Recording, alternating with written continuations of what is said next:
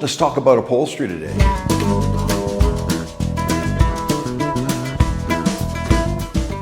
So we got that back garnish molding on and then made the package tray out of 1/8 inch masonite. You'll see that all the panels are cut out of that. I bought a 4x8 sheet of it.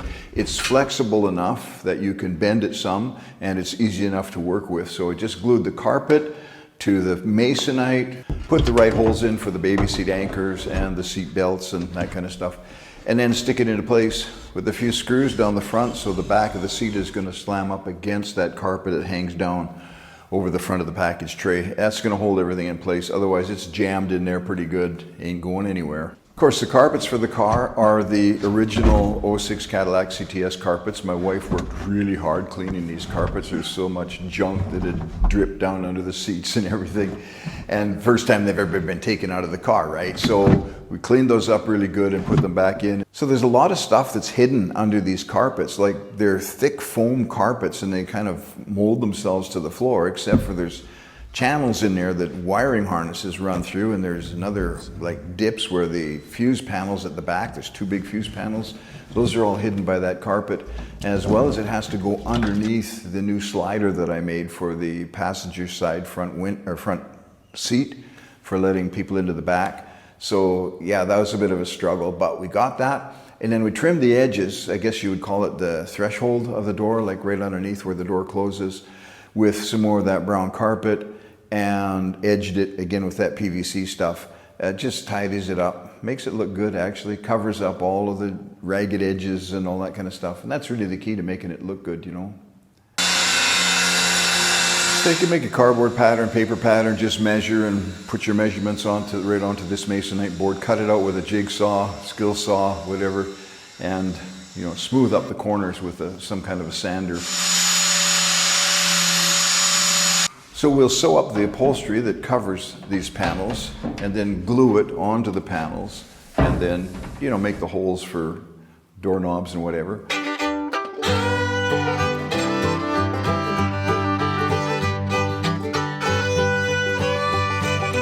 Then we'll screw right through it to the door steel backing inside of the door and put some of those buttons over. Now there's a button making video coming up, I think next episode maybe. I'll show you how to make a button machine for doing these upholstery buttons. They're really handy for covering stuff up. At some point you have to stop and polish the door handles. These are the original door handles. I haven't bought new ones for this car. These are the only 2 handles on the whole inside of the car that I'm using from the original stuff.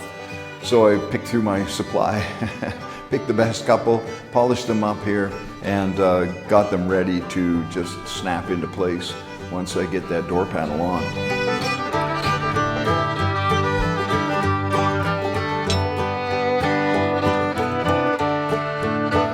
And I sewed the covers, the material covers for these panels, just by putting a 1/4 inch of foam, big roll I bought on Amazon, and sewed through it in some strips just to make it a little bit of contour and make it soft to bump up against. Sewing, learning how to sew straight lines. Okay, again, I'm just starting this, my first ever project with a sewing machine. And yeah, I have to go back and undo a few things, but not bad, working pretty good.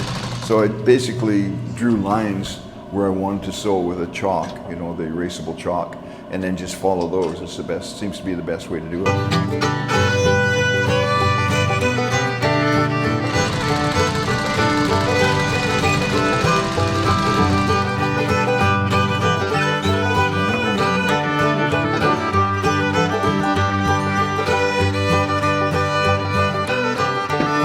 I misjudged the hole a little bit for the door knob, so I had to cut it open a bit bigger with a utility knife. But yeah, it actually cuts fine with a utility knife as well, which is really handy. And we'll stick it in place, see how it looks, make sure it's not going to bind anywhere. So basically you stick it up there and then close the door a couple times, make sure that it's not pushing against the front of the door pillar or the back or whatever, and that it's going to fit in there. Otherwise you have to trim it a little bit. Stick it on one of those doorknobs. There's that famous Chevy spring clip that goes in there that Everybody has a terrible time trying to figure out how to remove those. And I do have a video on that somewhere way back on how to remove the spring clip on old Chevy door handles, the door window winders and the door openers.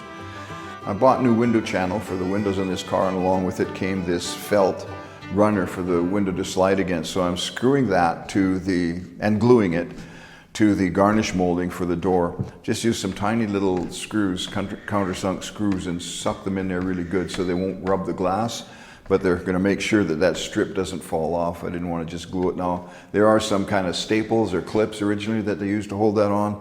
Yeah, I don't have any of that stuff. It's just too much hassle trying to do it like original. Like, why would you do that? Just put the screws in. It's gonna be fine. Stainless steel screws, so they don't rust.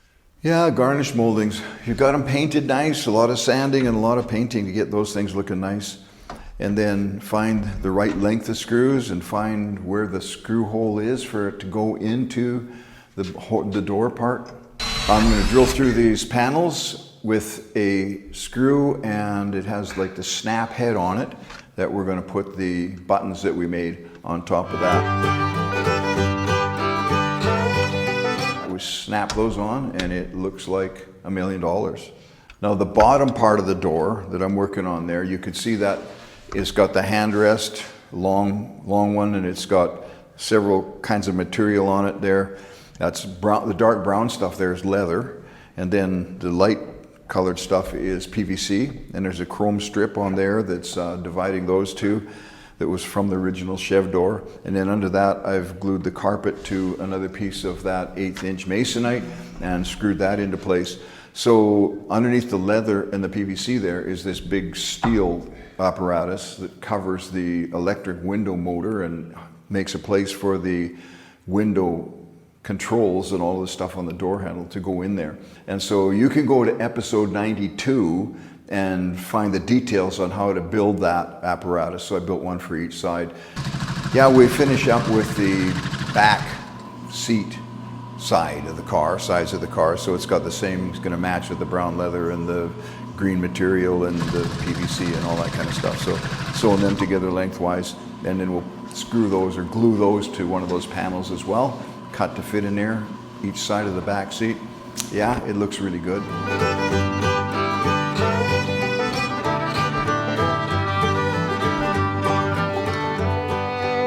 So these quarter panels, or whatever they call them, in front of the doorpost, each side of the car, not mirror images of each other because there's different junk, you know, heater, hoses, and whatever. You have brakes, emergency brake, that kind of stuff on one side, from one side to the other. So you have to kind of make those individually. I also put courtesy lights in there.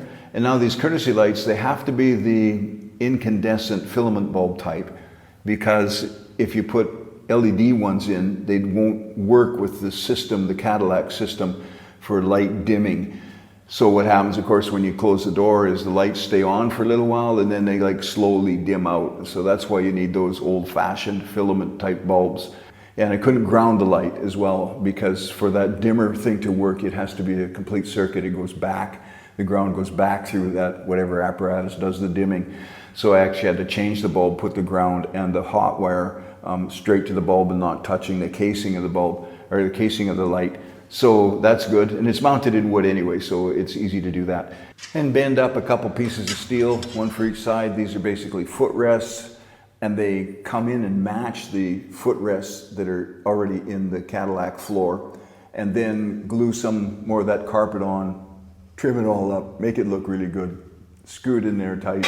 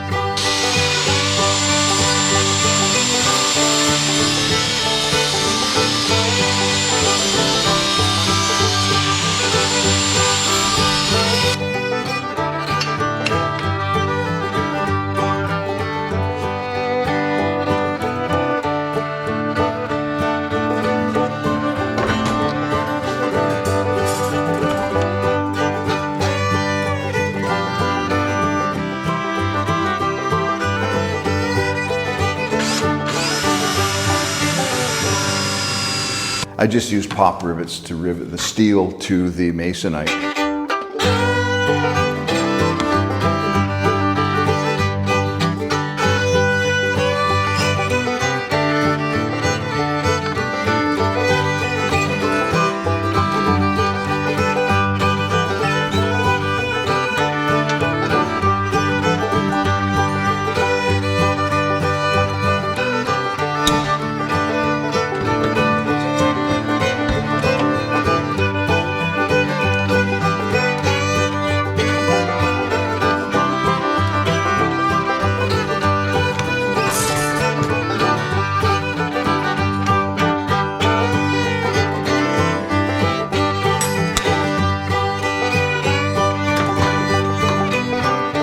With insulation in the back, of course, you want to make everything as quiet as possible so that when you first roll down the road, it's going to sound like a dream.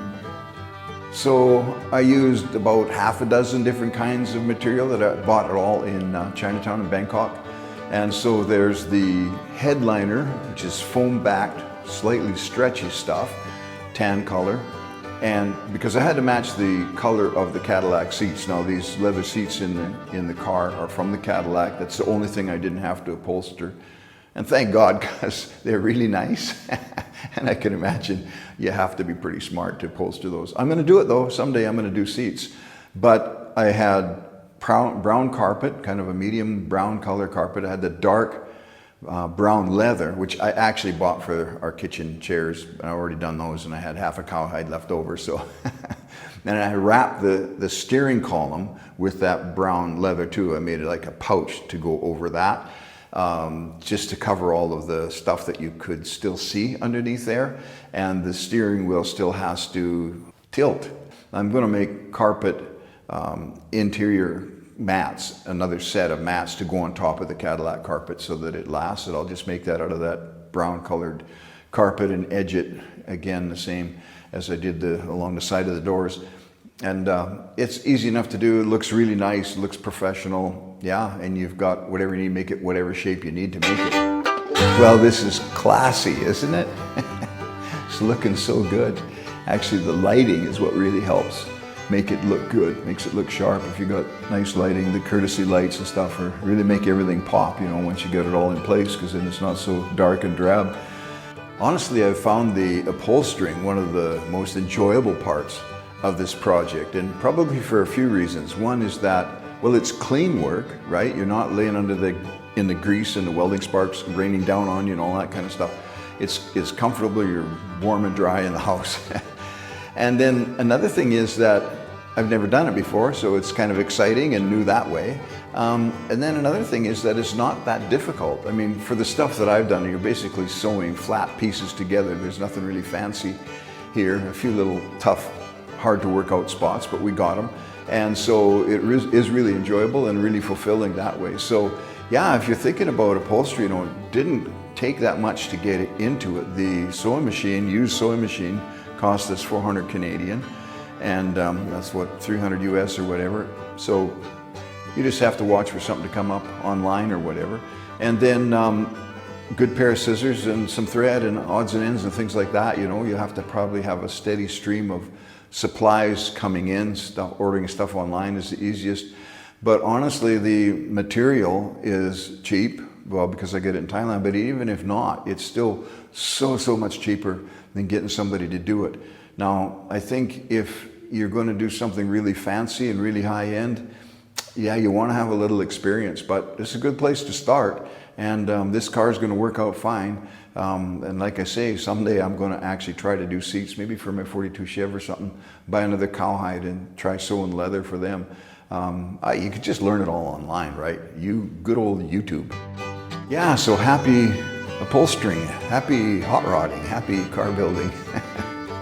Especially the body swaps. Such an interesting way to do a car.